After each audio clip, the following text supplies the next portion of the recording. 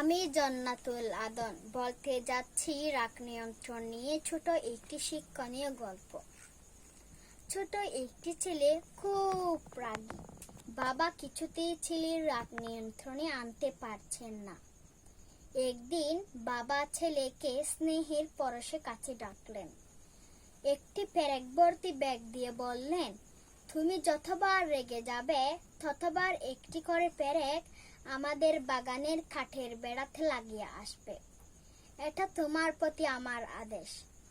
প্রথম দিনে ছেলেটিকে 37টি পেরেক মারতে হয়েছে, কারণ সে এদিন 37 বার রেগে গিয়েছিল। ক্রমশ সে উপলব্ধি করছিল তার রাগ অনেক বেশি। 37 বার পেরেক মারতে হয়েছে। সে আরো ভাবল, কষ্ট করে পেরেক মারা চেয়ে রাগ কমিয়ে দেওয়া সহজ। ধীরে ধীরে পেরেক মারা কমতে থাকলো এবং অবশেষে তাকে আরেকটিও পেরেক মারতে হলো না।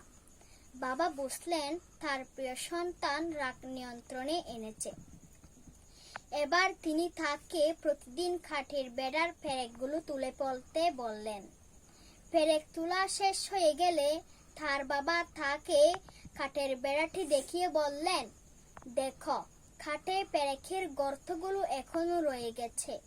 এগুলো কখনো আর মুছে যাবে না বেটা। তাই রাগ নিয়ন্ত্রণ করতে শিখো। সুতরাং মানসিকতা অনেক সময় শারীরিক ক্ষতির চেয়ে ভয়ঙ্কর। ধন্যবাদ।